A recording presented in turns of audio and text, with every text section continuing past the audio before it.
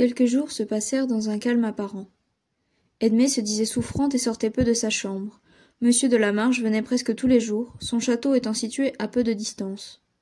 Je le prenais de plus en plus en aversion, malgré les politesses dont il me comblait. Je ne comprenais rien à ses affectations de philosophie, et je le combattais avec toute la grossièreté de préjugés et d'expressions dont j'étais susceptible.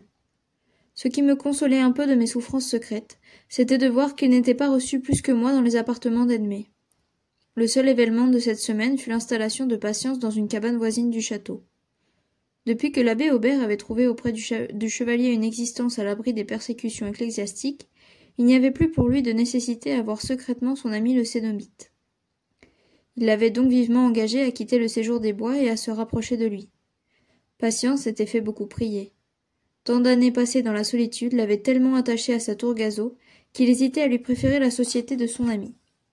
En outre, il disait que l'abbé allait se corrompre dans le commerce des grands, que bientôt il subirait à son insu l'influence des vieilles idées, et qu'il se refroidirait à l'égard de la cause sainte. Il est vrai qu'Edmée avait gagné le cœur de Patience, et qu'en lui offrant une petite habitation appartenant à son père, et située dans un ravin pittoresque, à la sortie de son parc, elle s'y était prise avec assez de grâce et de délicatesse pour ne pas blesser sa fierté chatouilleuse. C'était à l'effet de terminer cette grande négociation que l'abbé s'était rendu à la tour Gazeau avec Marcasse, le soir où, retenus par l'orage, ils avaient donné asile à Edmée et à moi. La scène affreuse qui suivit notre arrivée trancha toutes les irrésolutions de Patience.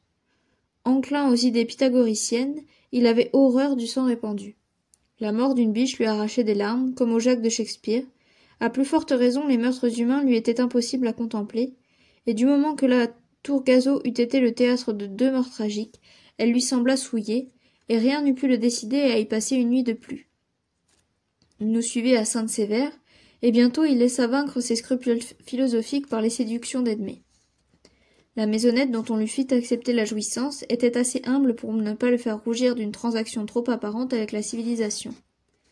Il y trouva une solitude moins profonde qu'à la tour Gazeau, mais les fréquentes visites de l'abbé et celles d'Edmée ne lui laissèrent pas le droit de se plaindre.